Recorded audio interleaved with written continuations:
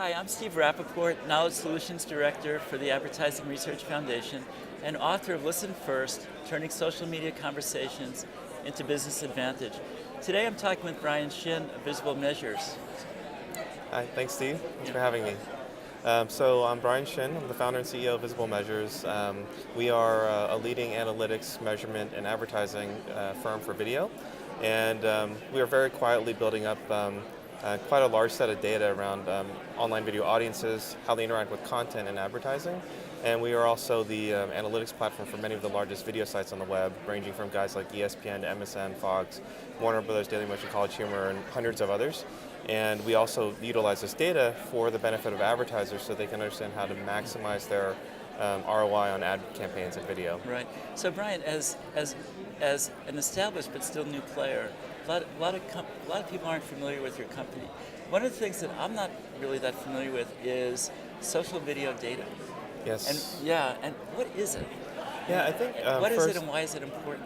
I think first it's good to maybe talk about what social video is just in general. Absolutely. Social video to us is really where you have the ability to combine the storytelling, sight, sound, and motion capabilities of video advertising with the ability for people to share, interact, and have a conversation about the content. And so I think YouTube is probably the best example of a place where you can engage with social video. But social video advertising, as it pertains to advertising, really we think represents the biggest trend happening in the advertising world today, where the lines between content and advertising are becoming increasingly blurred, and you see more and more consumers being in control of the brand dialogue, and the brand no longer really being the brand more like being involved in the conversation as opposed to directing the conversation. And so social video to us really is the combination of video advertising with social media. Right. Now, Brian, yours is an analytics company. So one of the ways that companies can listen, I say there are three ways. One is you can listen to conversations, you can listen to behavior, and you can listen to emotions. And the kind of data that you're generating is really about listening to behavior. So what are the kinds of consumer insights that you or a client company can develop through listening to the sharing patterns and tying it to the content? Well, I think the really interesting thing about social video just in general is the fact that a consumer has the opportunity to become an advocate for your brand in a way that's actually built into the ad medium. So like if you think about it, like there are really no other types of ad media where consumers can share and talk about the advertising. Like you don't really talk about display ads, banner ads, or text ads or things like that. And I think with video, it's pretty amazing. People, consumers really vote with their mice, and so when someone really likes something, they can take the time to tweet it, share it on Facebook, post it, send it to their friends via email, etc.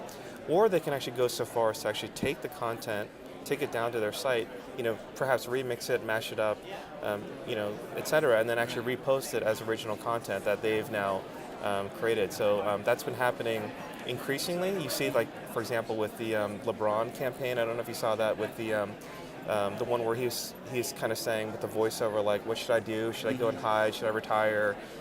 That was the most parodied piece of video content for the last year, and really quite controversial. There was a similar one, actually, also a Nike athlete with Tiger Woods, and Tiger Woods' father speaking, right. What I'd like you to do is learn from things, etc. And that was also very highly parodied. So I think the greatest thing is that a brand can understand that they're not just putting out a message to consumers anymore. The consumers are then taking that message and actually doing things with it. They're actually commenting on it, they're acting on it, and then they're actually spreading that content as well. One of the changes that I see and talk about is the question used to be, what did my advertising do to consumers? Right. Now the question is, what are consumers doing with my advertising? Absolutely. It's a total Absolutely. flip. But you just a minute ago you talked about retweeting and liking and these other actions that some people consider endorsements, right? Sharing and such. One of the questions that has really come up is, what is the value of those Right. of a like or a share or something like that? Are you seeing that there is a value to them? or not? Yeah, there's a lot of research that's been conducted by ourselves and by other organizations that essentially are trying to drill into that question. If someone chooses to watch something, if someone chooses to share something, is that more valuable than, for example, a regular impression? I think that's one of the kind of core things, and I think people struggle with advertising in general, like what is the worth of an impression. But what we've seen, for example, if you look at when someone has the opportunity, when a consumer has the ability to choose what ad they want to watch, that's one of the first steps, is to actually have some sort of choice involved. When you have choice, we're seeing that research by the Pool, and which is a Viviki initiative, indicates that when people choose to watch content, recall, brand lift, et cetera, is 400 to 600% higher than if they are forced to watch something. So that's the first thing. We're actually engaging in a very large study with YouTube right now, essentially to drill a little bit further. So if people have the ability to choose content, that's one thing. But if someone actually watches a referred piece of content, is that going to be even higher? And so we're trying to look at sort of, it's almost like a value funnel.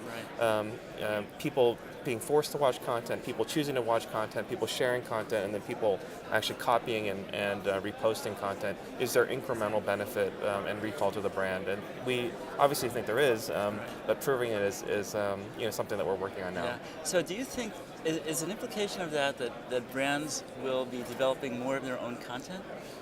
Yes, we see that as actually one of the biggest trends in the industry.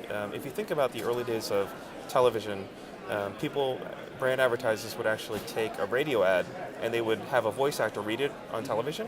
That's before they really understood how to take advantage of the medium. We're seeing something very similar in online video, where people are repurposing 30-second television spots and putting them online, which is fine, and that's quite a good thing. A lot of the spend is going there, but the most successful brands are the ones who are actually taking content and taking advertisements and turning them into content made for the web, made for sharing, made for discussion, made for snackability. And so you see brands like Old Spice, Nike, you see brands like Evian Babies and T-Mobile Dance, etc. These are really becoming like entertainment, and the most successful brands are thinking of the web as being a choice-based platform for spreading entertainment. So this is really a change in paradigm and a change in mental model, and some people, myself included, think it's long overdue. So you're really beginning to see now that there's a chink in the wall, and that yeah. Absolutely. I mean, we think that everything is actually, the whole shift in media is actually driven by the fact that consumers are now in control. Before, it was always appointment-driven consumption of media, where broadcast and the pre-existing form of advertising is one based upon borrowed engagement, where if you're watching a TV show and there are millions of others watching that same show, I as an advertiser would love to kind of piggyback the fact that you're interested in that show. But with online media, now the consumer, especially with social video, is being able to consume whatever they want to watch. And so with that consumer power, the brands need to shift in order to be able to sort of engage with consumers in a new way. Right. But the exciting news there is that some of them are. Yes, absolutely. Yeah. Because really, designing ads to be shareable, to be social, to be remixed, and all of that is a sea change. Right. Yeah, it's very exciting. It's interesting because we also published this thing called the Viral Ad Chart with Ad Age Magazine, and some people might say, well, only the most edgy brands would be able to create something that effectively goes viral. But in fact, what we see on the Ad Age chart every week is that essentially every single industry is represented on that chart, ranging from laundry detergents to socks and consumer packaged goods and cars and things like that. And what they're doing is that they're learning a lot of things from the most exciting brands. They're learning lessons from industry categories such as film trailer marketing, as well as video game trailer marketing. And really, the key is that they're creating content that's entertaining and engaging, as opposed to advertising. Yeah. Well, this has been a really interesting and exciting conversation, and I hope we continue it another day. It's great. Yeah. Thank you so much for having me. Oh, thank you, Brian. Awesome. It was a pleasure. Yeah. Cool.